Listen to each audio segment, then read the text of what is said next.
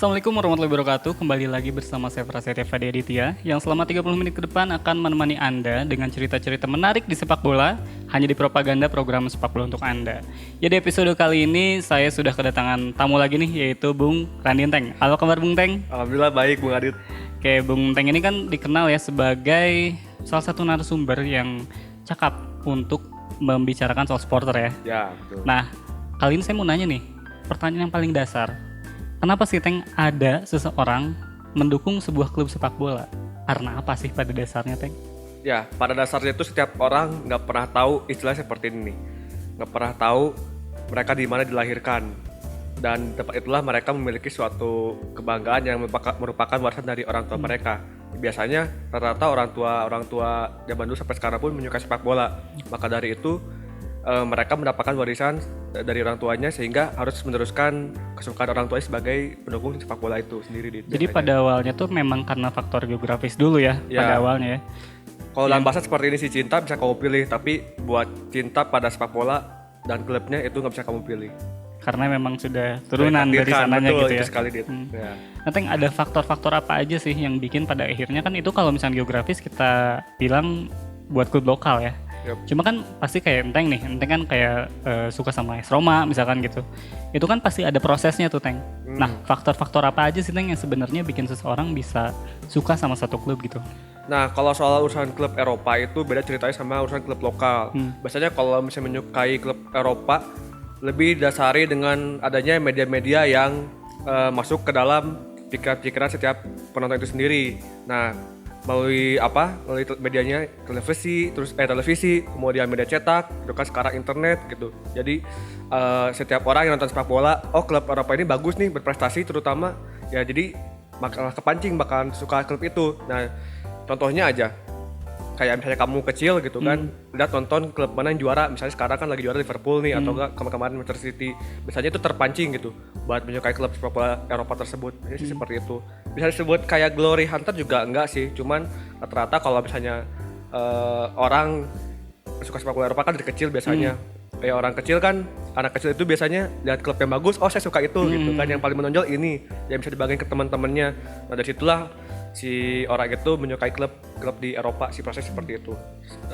Wajar aja sih, lumrah aja dari media televisi, cetak, dan sekarang apalagi internet semakin banyak masuk ke Indonesia dengan mudahnya. Jadi orang-orang pun anak usia seberapa pun dia bisa lihat klub-klub sepak bola. Dan jadi aneh-aneh Teng, kayak teman kita misalkan si Teguh, dia sukanya Leeds United, terus sukanya Torino kan aneh ya. Mungkin itu juga karena salah satunya karena faktor internet tadi kan yang bikin kita informasi makin luas kan. Nah Teng, kalau di Indonesia kan rata-rata klub ini tuh menganut kedaerahan gitu ya. Kayak misalkan Persib Bandung, Persija Jakarta. Jadi rata-rata orang Bandung ya biasanya dukung Persib gitu. Misalkan orang Surabaya ya dukungnya Persebaya. Kalau buat industri sepak bola Teng, ini tuh sebenarnya bagus gak sih dengan semangat kedaerahan ini? Atau justru malah jadi hal yang negatif gitu untuk industri sepak bola? Bagi saya sih itu menurut saya adalah hal yang bagus sih, karena mau bagaimanapun juga saya pernah berbincang soal ini tentang bagaimana supporter itu memiliki superioritas kedaerahannya gitu. Jadi kalaupun ada supporter yang menonjolkan di setiap kotanya itu yang memiliki unsur kedaerahan masing-masing, bagi saya itu sih wajar-wajar saja dan memang itu sangat diwajari sekali. Apalagi kalau disangkut pautan gitu ya, sangkut pautkan bagaimana setiap klub sepak bola itu supporternya hampir sekitar 80% itu merepresentasikan dari semangat-semangat kedaerahannya. Contoh kayak Boboto gitu kan, Bonek gitu kan, juga The Jackmania, Aremania. Mereka juga banyak menonjolkan unsur-unsur kedaerahannya di setiap kotanya melalui klubnya itu gitu, melalui dukungan di tribun sepak bola, dan juga bagaimana mereka mengorganisir pasukan supporternya itu untuk mendukung si klub sepak bolanya itu. Iya, betul. Nah, kalau ngomongin soal semangat kedaerahan Teng, kalau misalnya kita lihat ya ini biasa dilakukan sama salah satu TV nasional lah gitu ya. Kayak misalkan The Academy, misalkan Enteng Bandung gitu. Terus kadang kalau misalnya Enteng dulu pernah nonton Akademi Fantasi, itu sempat ada konser namanya konser inaugurasi Teng. Jadi kayak misalkan wakil dari Jawa Barat, wakil dari Jawa Timur, wakil dari DKI Jakarta diadu gitu.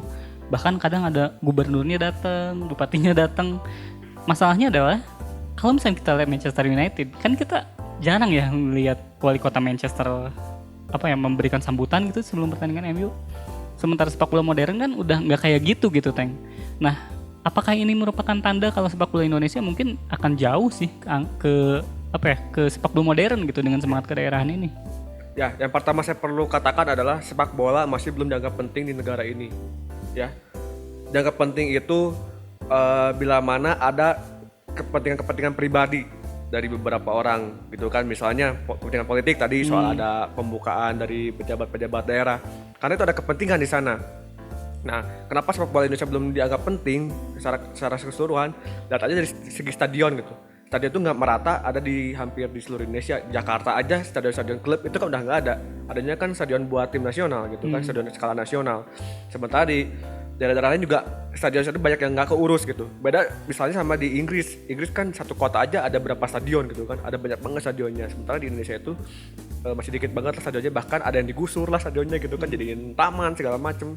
Makanya sepak bola itu masih belum dianggap penting di Indonesia. Tapi dianggap penting bila mana ada beberapa orang yang memiliki kepentingan pribadi, contoh kampanye gitu kan, terus kemudian adanya promosi-promosi ekonomi segala macam. Contoh misalnya nih ya, kayak mau ada pilkada gitu kan, stadion dibagusin, terus tiba-tiba ada yang bersih-bersih stadion, itu kan ada kepentingan pribadi gitu. Tiba-tiba nyangkul stadion yang bukan daerahnya. Betul kan itu, terus tiba-tiba ada event besar nih, kayak misalnya ada Piala Dunia umur 21, tiba-tiba kan berlomba-lomba setiap daerah tuh mengajukan stadionnya gitu kan untuk menjadi tuan rumah. Itu kan memiliki kalau di politik itu namanya tuh kayak publik yang representasi publik yang supaya ini dia tuh peduli sama olahraga gitu kan, pencitraan lah seperti biasa gitu. Jadi sepak bola itu masih dianggap penting bagi orang-orang yang berkepentingan saja gitu. Kalau misalnya di Indonesia ini. Teng, ngomongin soal stadion, Teng. Di Indonesia kan rata-rata mereka nggak pada punya stadion ya. Ada yang punya pengelolaannya sendiri kayak Bali United gitu. Cuma kan itu juga bukan stadion milik dia, meskipun ya tidak masalah gitu. Rata-rata kan klub di Indonesia tuh nyewa punya Pemda. Dan alhasil stadionnya nggak bisa dimaksimalin gitu. Sama kayak misalkan kan Teng nonton Serie A juga kan pasti. Yeah. Kan rata-rata di Serie A juga mereka bukan stadion milik dia kan.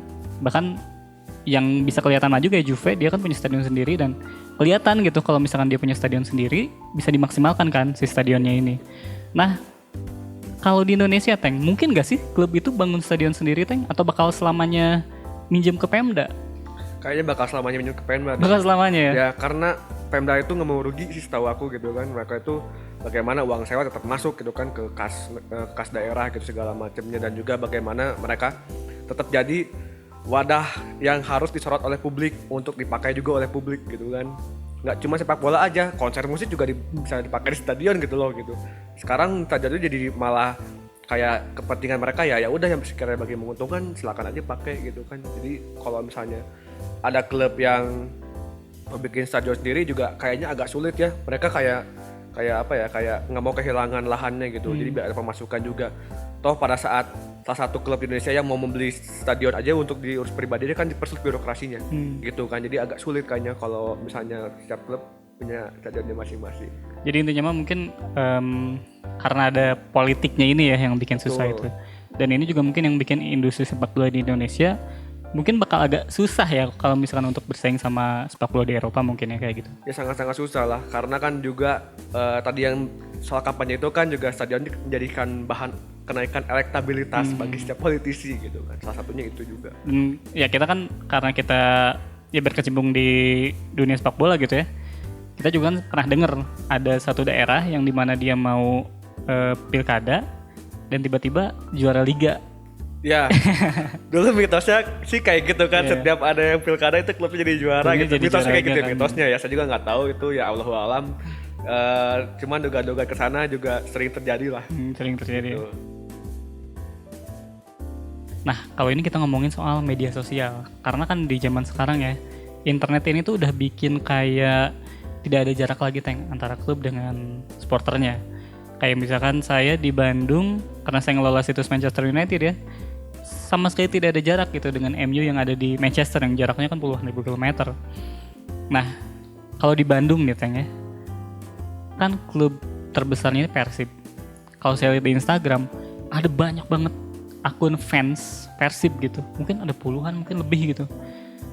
menurut Teng nih, perlu nggak sih Teng akun-akun kayak gini tuh diregulasi gitu sama klub? Bagi saya emang nggak perlu sih. Nggak perlu, dibiarin aja Biarin gitu. aja, karena menurutku itu termasuk ke dalam jurnalisme warga ya, citizen journalism gitu. Jadi bagi saya mah itu udah kebebasan ekspresi setiap pendukung Persib untuk membuat sesuatu, dan itu juga membuat mereka merasa lebih dekat dengan klubnya gitu kan. Toh lagian juga kan daripada harus dekat secara patron klien, ya lebih baik secara kebebasan dari bermedia aja gitu. Nanti kan masalahnya gini Teng, kalau misalkan di akun fans itu, kadang si akun fans ini tuh mengkritik sesuatu yang mungkin ya bukan fakta gitu. Kayak misalkan, oh ada perseteruan antar pemain nih, jadi menaikkan isu-isu gitu. Nah kalau kayak gitu gimana klub untuk ngehandle-nya Teng? Nah menurutku sih itu yang namanya jurnalisme warga, saya harus kasih tahu dulu nih penjelasan soal jurnalisme warga. Jadi memang salah satu kekurangan dari jurnalisme warga itu ya pasti ada beberapa hal yang miss karena jarang untuk cross check langsung biasanya gitu kan. Biasanya kalau jurnalisme warga juga lebih banyak berasumsi. Nah untuk klub gitu kan, untuk menghandle itu, lagi mereka juga setiap klub harusnya punya humas dong, punya publikasi yang benar-benar atau media officer yang media ofisial yang memang harus bisa menghandle itu semua. Nah kalau misalnya si klub itu nggak punya kualitas media yang baik, ya artinya mereka merepresentasikan bagaimana tidak mampu untuk menghandle isu-isu yang sudah terlalu liar di masyarakat sih. Justru klubnya nggak mampu ngehandle ya? Iya nggak mampu menghandle. Karena memang kalau saya nih ya nyari berita soal Persib gitu, saya nggak pernah buka persib.co.id Teng. Bahkan di media sosial pun kayaknya ya saya nggak follow gitu, karena saya lebih memilih follow kayak media lain gitu, kayak misalkan Sima Maung, karena lebih enak aja sih bacanya gitu, foto-fotonya lebih enak juga dilihat. Apa berarti ini ketidakmampuan? Ini bukan ngomongin soal Persib, mungkin klub lain juga gitu. Klub lain di Indonesia mungkin melakukan hal yang serupa. Apakah ini merupakan ketidakmampuan dari klub untuk mengelola hubungan dengan supporternya sendiri Teng lewat media? Ya bagi saya itu salah satu yang kekurangan yang dari mereka ya. Soalnya gini, klub lain aja kok bisa mengelola si media officernya gitu kan. Kenapa? Sementara Persib itu kan mereka harusnya memiliki historis yang bisa mereka banggakan, bisa mereka putar-putar gitu kan. Jadi bahannya banyak. Sementara klub-klub lain kebanyakan itu di Indonesia juga justru mampu bisa mengolah data-data yang mereka miliki, meskipun klub-klub itu baru. Contohnya seperti Bali gitu kan, Borneo, mereka mampu mengolah medianya meskipun mereka klub-klub baru. Sementara sebagian besar klub besar dari Indonesia justru ada beberapa yang nggak mampu gitu mengelola itu. Padahal mereka punya bahan yang bagus untuk melakukan kedekatan dengan supporternya gitu. Nah Teng, saat kita ngomongin soal media yang dikelola oleh klub ya, karena balik lagi kita di Bandung gitu ya. Twitter Persib ini pernah bikin, ya bisa bilang blunder lah saat dia nge-tweet pakai bahasa Sunda. Yang itu kan bahasa Sunda yang aneh banget kayak nggak kita banget. Jadi bukan bahasa Sunda halus, bukan bahasa Sunda kasar, bukan bahasa Sunda pergaulan, tapi bahasa Sunda Google Translate gitu. Itu tuh kan jadi meningkatkan sensitivitas kita terhadap sempat ada isu ya, kayak ada ya isu lah gitu, bahwa Persib ini dipegang bukan oleh orang Bandung gitu. Jadi kan menaikkan isu itu, dan itu kan sangat sensitif ya pada akhirnya. Teng ngelihatnya kayak gimana sih Teng? Perlu nggak sih, kan kita ngomongin kalau di Indonesia semangat kedaerahan kan, perlu nggak sih sebuah klub ini medianya dikelola oleh ya warga lokalnya biar tahu sisi lokalnya gitu? Ya bagi saya sih nggak masalah sebetulnya gini.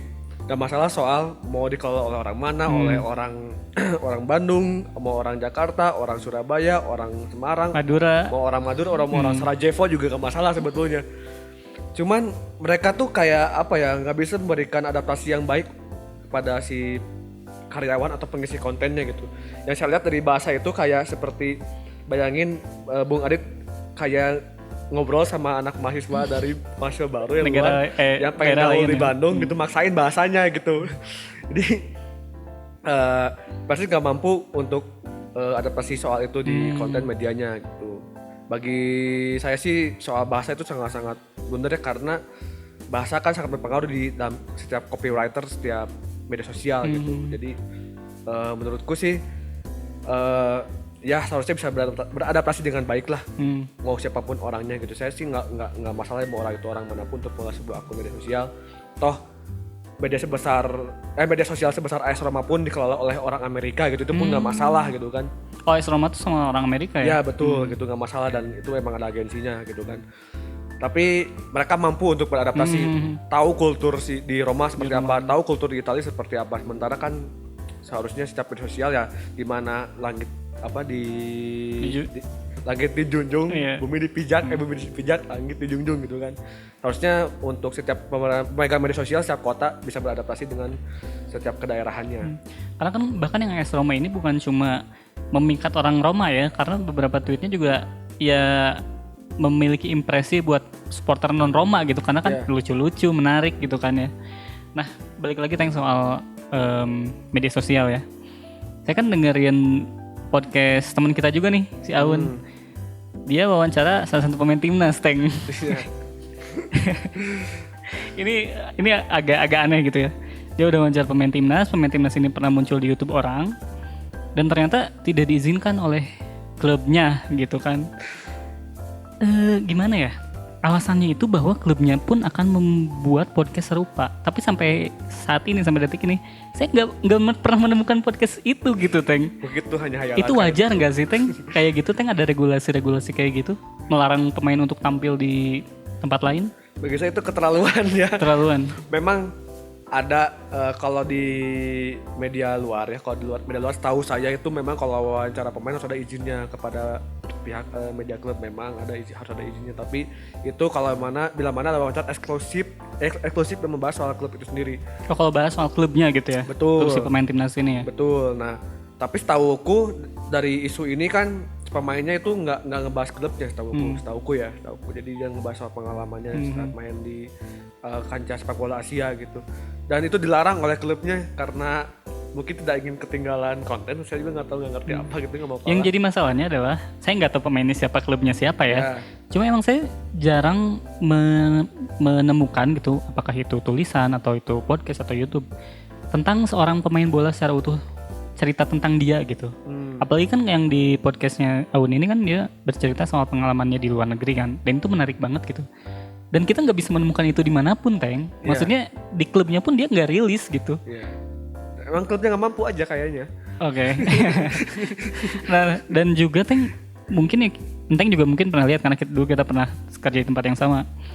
Ada kontrak pemain di sebuah klub juga yang memang isinya melarang untuk dia bicara ke media soal klub itu, dan itu mungkin wajar ya, karena kan si Manchester United aja melarang pelatih waktu itu Jose Mourinho untuk membicarakan soal Manchester United, tapi maksimal cuma 6 bulan setelah dia dipecat gitu. Jadi setelah 6 bulan baru boleh tuh buka-bukaan.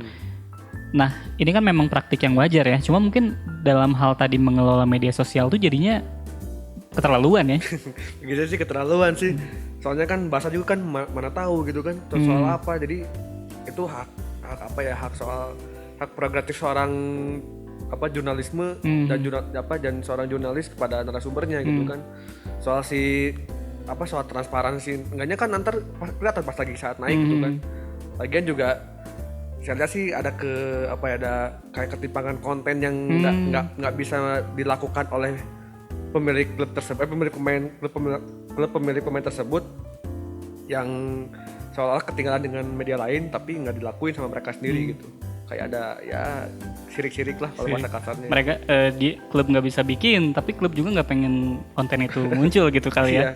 Dan sebenarnya buat pemirsa di rumah, propaganda juga kayaknya ya pernah mewawancara pemain yang sama 3 tahun yang lalu, tapi tidak dirilis karena ya takut ya itu tadi ada permasalahan atau gimana. Harus sikat aja, Dit. Tadi kita ngomongin soal tentang supporter, terus media sosial, dan bagaimana klub yang tidak mampu membuat konten serupa gitu ya, Teng. Nah, kalau sekarang kita ngomongin soal bagaimana hubungan klub dengan supporter sebagai konsumen.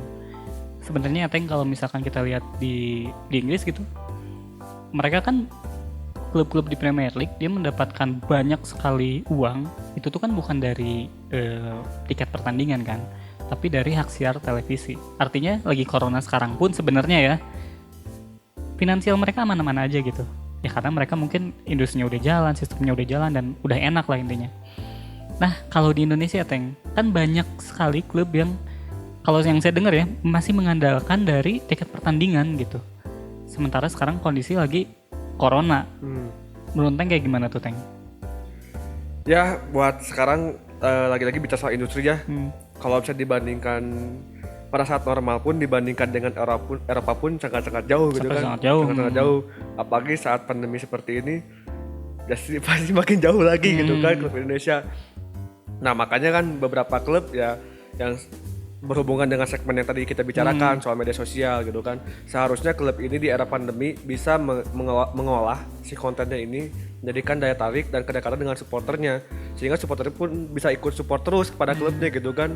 Entah itu apa mereka nonton YouTube-nya misalnya gitu kan, entah itu membeli merchandise-nya ataupun misalnya mereka bisa membeli konsumsi makanan-makanan yang dijual-jual sekarang oleh pemain yang tiba-tiba banyak yang jualan kulineran gitu kan. Ya apapun bisa lah gitu kan seharusnya. Tapi karena beberapa klub di Indonesia ini yang ketika ada pandemi seolah-olah semuanya jadi terhenti gitu kan di bagian pengelolaan media juga. Jadi seolah-olah nggak ada pemasukan juga dari supporter melalui hal-hal lain di selain tiketing itu gitu kan. Seharusnya kan bisa dikelola si konten-konten itu sendiri, apalagi ini di era digital ketika banyak orang work from home itu kan seharusnya bisa dimanfaatkan dengan baik oleh media-media digitalnya sih, harusnya gitu. Karena kan salah satu pendapatan yang juga besar tuh selain dari tiket ya, selain dari supporter, yaitu dari sponsor kan. Bisa dari sponsor di kaos atau emang sponsor klubnya lah gitu. Nah di Indonesia sendiri kan kalau kata Teng tadi ya, kalau misalnya medianya dikelola dengan baik, mungkin sponsor-sponsor itu kita bisa meningkatkan nilainya, mungkin dapatnya dari situ kali ya Teng ya. Nah kalau misalnya kita sekarang ngomongin klub di Indonesia Teng, lagi-lagi kan bisa hidup karena ada supporter, karena masifnya supporter yang begitu besar. Jadi klub bola ini apakah dia harus mencari keuntungan atau harus nge-service supporter sih Teng? Untuk era pandemi sekarang atau buat di sepak bola Indonesia sekarang? Buat sekarang karena lagi pandemi ya. Lagi pandemi ya seharusnya kalau misalnya tadi soal service ya service soal konten-konten digital lah gitu kan, soal service. Soalnya kalau dari service itu juga bisa memberikan keuntungan sebetulnya buat si klub itu sendiri. Kan kalau saya berpikir seperti ini ya. Gimana kalau seorang konsumen ingin membeli suatu produk gitu kan, sementara dari produk itu sendiri nggak bisa memuaskan konsumennya. Nah maka dari itu juga sama berlaku di sepak bola. Kalau misalnya si tim sepak bola itu nggak bisa memberikan servis secara di era pandemi digital lah tanda kutip, ya buat supporter juga ngapain juga gitu kan buat membeli produk tersebut gitu. Apalagi beberapa klub juga kan klub-klub besar terutama yang sponsornya banyak kan seharusnya bisa memasarkan konten digital ini untuk memasarkan si produk-produk di sponsornya gitu kan yang bisa dibeli oleh para supporter gitu kan. Nyatanya kan jarang gitu terjadi sekarang. Justru beberapa klub juga ketika era corona ini, era pandemi ini juga banyak yang sama-sama mati ikutan juga gitu kan, nggak ada gerak apapun di media sosial gitu, seperti itulah. Nah Teng, kalau misalkan itu kan kalau kita ngomongin soal corona sekarang ya, gimana sih Teng cara klub nge-service supporter dengan hal lain gitu, kayak misalkan dengan fasilitas di stadion lah gitu paling gampang Teng. Nah itu beda cerita kalau misalnya udah nggak ada pandemi ya. Kalau udah nggak ada pandemi, hal terdasar itu pasti jelas dari stadion gitu kan. Supporter bisa menyaksikan klubnya itu secara lebih dekat ya di stadion gitu kan, mau nggak mau. Nah seharusnya si klub itu mampu memfasilitasi itu kepada supporternya, dari mulai membeli tiket sampai mereka sampai di stadion, terus sampai pulang ke rumah juga harus bisa difasilitasi. Kadang-kadang kan sekarang buat beli tiket aja susah gitu kan. Terus kemudian juga untuk masuk ke dalam area tribunnya aja susah gitu kan, padahal gerbang kan banyak dan bukan cuma satu. Tiket ada ya padahal. Tiket ada padahal, bahkan juga banyak tiket-tiket keriting yang justru beberapa kabar isu sana sini juga ada beberapa yang bermain, ada oknum-oknum yang bermain di tiket. Itu kan justru membuat supporter tidak mendapatkan servis yang baik gitu. Terus kemudian belum lagi kalau klubnya kalah gitu kan, itu makin bete aja kan supporter. Makanya saya selalu berbicara seperti ini, kalau misalnya kalian para supporter tidak mendapatkan atau tidak diperlakukan secara layak oleh sebuah klub, maka Anda punya hak untuk membeli produk tersebut atau berhenti untuk mendukung klub tersebut. Dalam artian berhenti untuk beli jersey gitu kan, beli tiket, belajar nonton di rumah gitu kan, nggak usah beli jersey gitu kan, beli jersey ke yang lain aja gitu. Itu punya hak prerogatif sendiri lah supporter itu seharusnya, apabila tidak mendapatkan servis yang baik, hal kecil di stadion itu sendiri gitu. Karena memang sejujurnya Teng, saya udah lama nggak nonton pertandingan sepak bola sebagai penonton ya, maksudnya yang beli tiket gitu. Karena pertama takut saya punya tiket nggak bisa masuk, dan takut kalau di dalam ini tiba-tiba ada yang rusuh lah, kena gitu. Takut ada ketakutan itu gitu. Nah terus kan tadi Teng ngomongin soal jersey nih Teng. Nah ini sebuah masalah yang bisa saya bilang pelik sih. Klub kan memang sudah mengeluarkan jersey ya. Ada beberapa klub kayak Persebaya sama Persija kalau nggak salah. Dia bahkan ngeluarin sampai 3 versi. Versi yang paling player issue, replika, sama supporter version gitu. Mungkin ya buat Neng bisa beli gitu. Jersey yang player issue yang 800.000 yang 1 juta mungkin Neng bisa beli. Cuma Teng kan banyak ya supporter yang bahkan dia ke stadion aja tuh nggak beli tiket gitu, dia cuma kayak pengen rame-ramean aja. Kenapa? Karena nggak punya duit. Nah di sisi lain banyak beredar jersey KW gitu yang harganya, tentu klub pasti jual supporter fashion tuh bukan 100.000 ya, pasti di atas 150 lah buat supporter fashion. Itu kan masih terbilang kemahalan Teng. Nah soal fenomena jersey KW Teng, menurut Teng perlu nggak sih sama klub dibersihkan gitu atau dibiarin aja? Kalau menurutku sih lebih baik biarin aja, karena di situasi sekarang gitu kan, sepak bola Indonesia ini kayak perlu perlawanan dari para supporternya sendiri. Jadi bagi saya tuh ketika ada jersey KW juga salah satu bentuk perlawanan kali ya, tadi soal servis tadi. Kalau misalnya nggak diberikan servis yang layak oleh klub, ya Anda berhak untuk tidak membeli produk tersebut. Membeli pun mungkin di jersey yang lain gitu kan, salah satunya di jersey KW itu. Nah, tapi kalau memang klubnya tidak mampu menservis si supporter dengan baik. Tapi kalau misalnya kayak di Saint Pauli gitu kan, Saint Pauli klub itu kan mampu memfasilitasi klub supporternya dengan baik. Ya support aja sih gitu kan, harus ada regulasinya segala macem. Nah, lagi pula kan baik lagi ke tadi soal mental supporter kita itu kan juga kadang-kadang ada yang punya duit tapi mereka emang pengen seru-seruan aja gitu, sengaja nggak beli tiket, pengen rusuh gitu, pengen rame ya, pengen rame, ada aja deh kayak gituan. Nah balik lagi ke soal mental tadi dan kemudian dikaitkan dengan jersey, ada irisannya sangat besar ya itu. Ya nggak semua supporter juga punya mental yang sama untuk membeli sebuah produk itu gitu kan. Ada aja supporter yang saya beli jersey misalnya Persija atau jersey Persib, jersey Persibaya atau Arema, siapa tahu besok mas saya udah ganti klub, ganti dukungan klub, kita bisa aja gitu kan. Beli KW cuman hanya itu. Kayak dulu saya pernah pas zaman dulu saya beli jersey PSMS, jersey Persipura gitu kan, jersey Persibaya ya karena cuman beli jersey itu di emperan gitu ya, di KW gitu, karena ya itu besok ya siapa tahu saya nggak suka klub itu lagi gitu. Jadi ya ada juga mental kesana.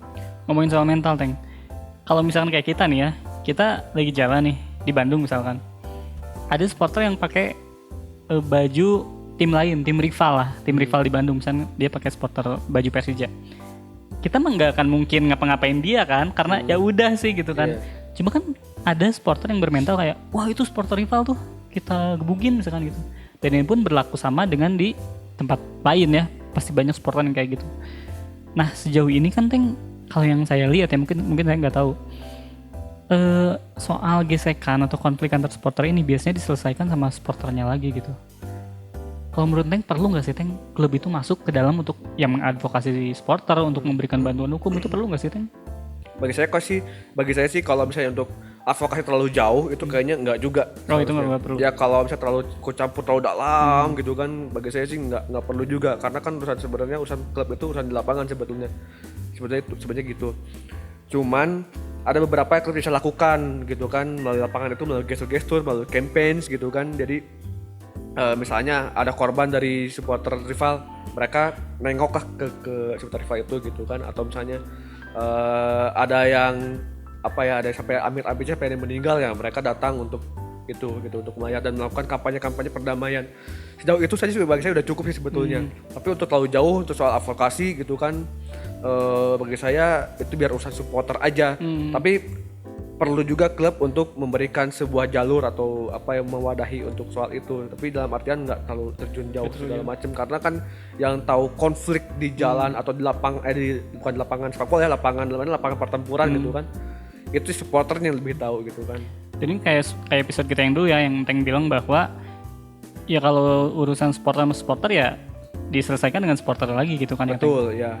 Makanya juga kan terkadang banyak juga contoh supporter bisa berdamai tanpa ada bantuan klub, tanpa ada bantuan dari aparat kepolisian misalnya, banyak kok gitu kan.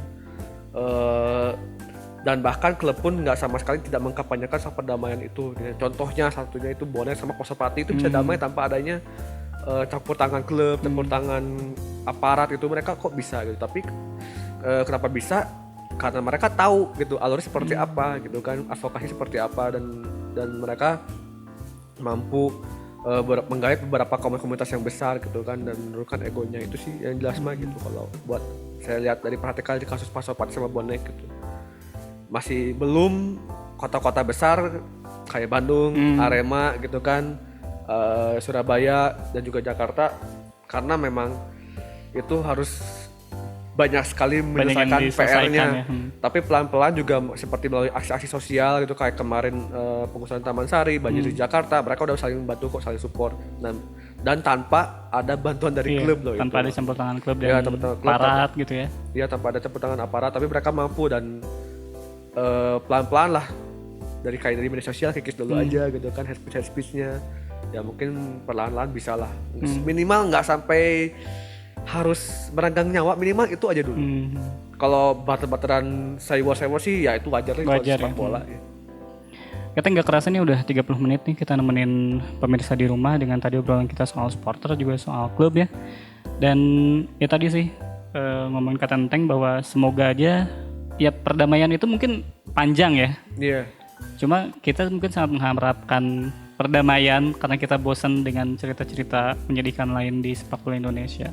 Ya tidak terasa sudah 30 menit kami menemani Anda dengan cerita-cerita menarik di sepak bola. Buat Anda yang ketinggalan, Anda bisa mengaksesnya di YouTube ligalaga.id. Saya dan segenap kru yang bertugas undur diri. Wassalamualaikum warahmatullahi wabarakatuh. Salam olahraga.